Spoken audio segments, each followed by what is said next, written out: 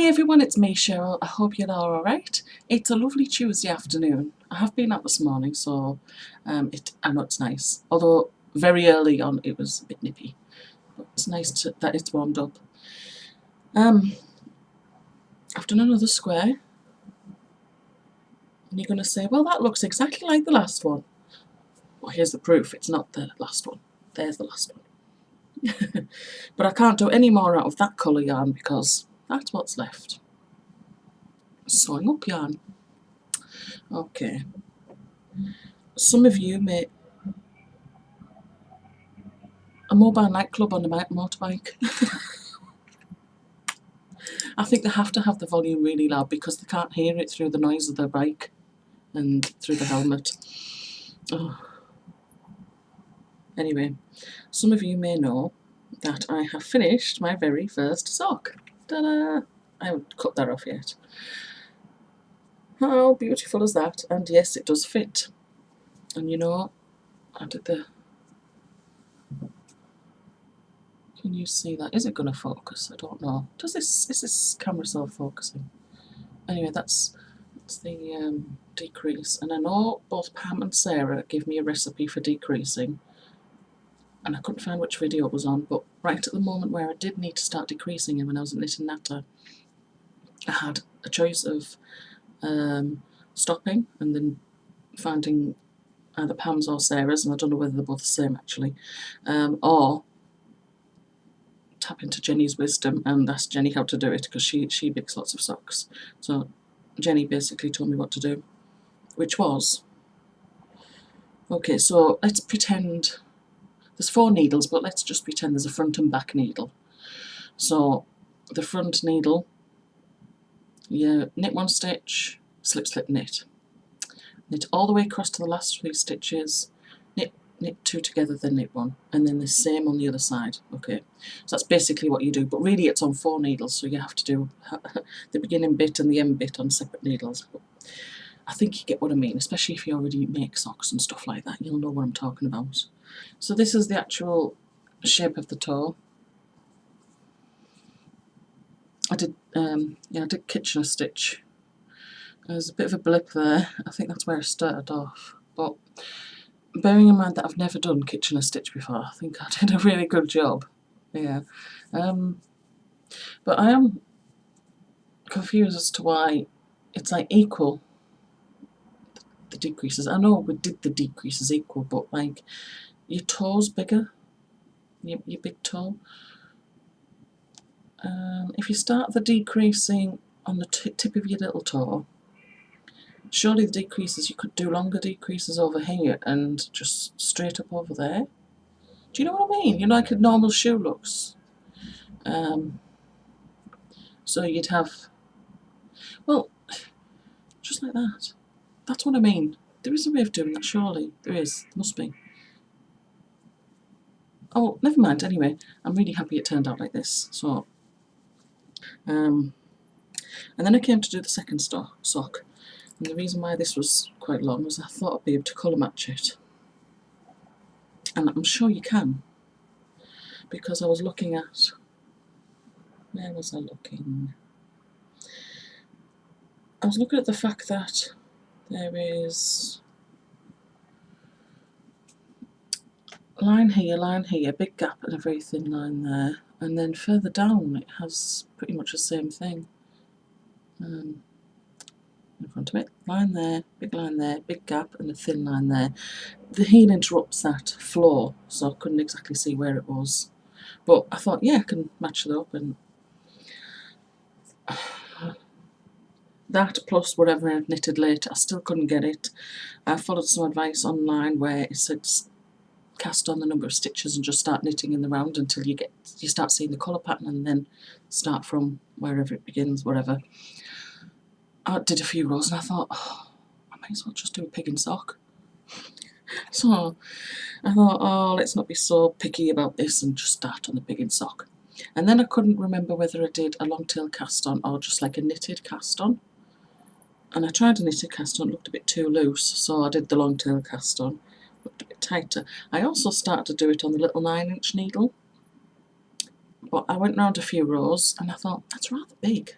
even though it was exactly the same size needle, it enveloped this size here along the top, and I thought, that's not right.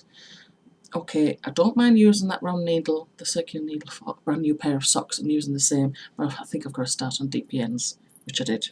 And here I am now. So as you can see, this is, bear in mind I've tried this on a few times, so this is much shorter than that. So this is still quite virgin, it hasn't been tried on, so it wouldn't have had that little stretch, whereas this has. So I think I'm good there. It looks about the size of how I remember it. It looks so cute.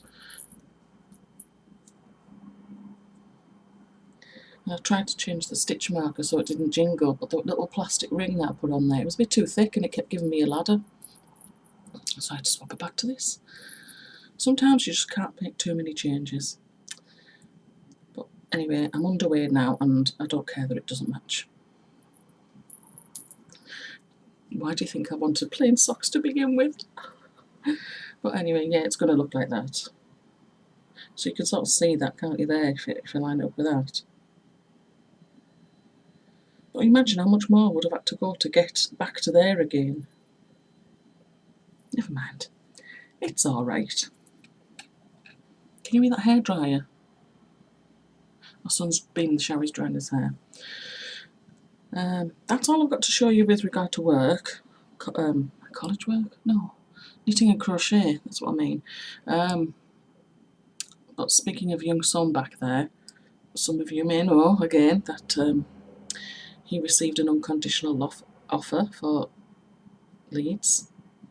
It was really cool. He applied, I can't remember when he submitted the application for the universities. He picked 4 courses at Leeds that he may like to do and 1 course at Cardiff. But he didn't have a particular favourite at Leeds, and the other 3 were a bit, yeah, if he doesn't get the other 2. The one at Leeds and the one at Cardiff. But within a few weeks of the submitting the application, he got 1 conditional offer through from Leeds, but it was a very lowest choice. And he was like, oh, when are the others going to come through? How long is it going to take? I mean, I googled online, there's a certain date, so we have plenty of time. But then it seemed to be so many weeks had gone by with nothing, then all of a sudden they all come through at once, so he got 5 conditional offers from every single course he applied for.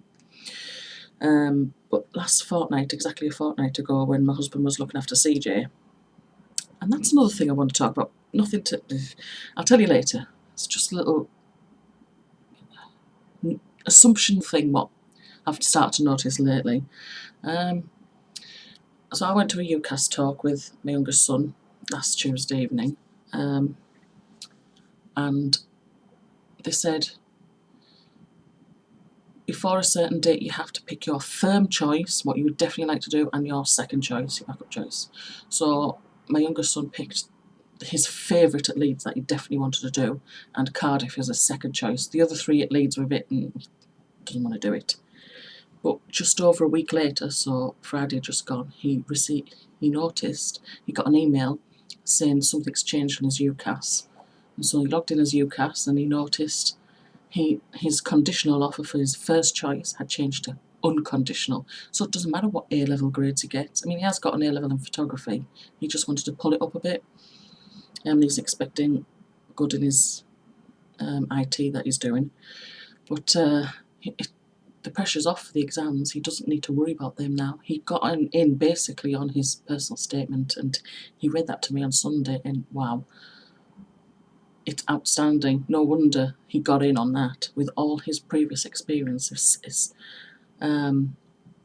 He's self-taught with all the programs that he uses for his visual effects and stuff like that, and of course the fact that he did a 3-month internship with Strawberry 17 and he's now their head of visual effects and leads a little team of visual effects artists and stuff like that, and all the work they've done and in collaboration and stuff like that, you know, it just accounts for a heck of a lot of experience, and they liked him. And he knew what he was talking about when he went there at the open day late last year, October last year. He could hear other potential students talking, and he said they sounded like they knew a bit of what they were talking about, but not very much, and others just didn't know a lot. They just thought they'd like to do it, but he was the only one who spoke with any passion and experience. So of course they like him. Wonderful, I'm so excited for him. So he leaves in 6 months to go to university. Oh, my baby leaves home. It has to happen, doesn't it? That's fine. Oh, I'm going to miss him. But it's right for him. He needs to do it. And then after he's graduated, he wants to move to LA. So that's fine. Whatever he wants to do. The world's his oyster. So, oh yeah, I did mention that little thing. What was it? Let me just remind myself. Right. I have a husband. He is the father of my 2 children. But in this day and age, it's weird how the assumptions are that when I address him as my husband, people assume that he's not the father of my 2 children, that he's their stepdad. But if I mention my children's dad, so if I'm talking to somebody about CJ and I say CJ's dad, they'll assume that he's not my husband, that my husband is somebody else. And you're like, it's because of all these like divorces and separations or non-marriages. People don't get married, they just have children together and then they separate. But my husband, my children's father, is the same person. He's not their stepdad. It's just really weird. Yeah, because one time I went to collect CJ and I said, yeah, that was in November. I went to stay with my parents for the weekend. So I dropped him off at college on the Thursday and then I went straight to the train station. And I said, CJ's dad will be collecting him. And she went, oh, are you staying at your dad's for the weekend? And I went, no, he lives in the same house. I said, no, his dad is my husband. I mean, how do you explain that when it used to be the normal, but it's not so much the normal anymore? How weird's that? Anyway, yeah, how can you explain that your husband is actually the father of your children? Definitely, really, honestly, he is. Ah, well. I forgot I got a cup of tea there. Hope it's not gone cold. Oh, it's fine. Anyway, I'm going to plod on with my sock. That's lovely, that. So cute. And the next person to knit socks for is my younger son. So I better get cracking so I can get his pair done before he leaves home. Right, so let's see what you guys have been doing. I'm going to check out your videos and leave comments and stuff. Right, I'll wrap this up now. And I shall see you another time. Alright, take care everyone. Bye-bye.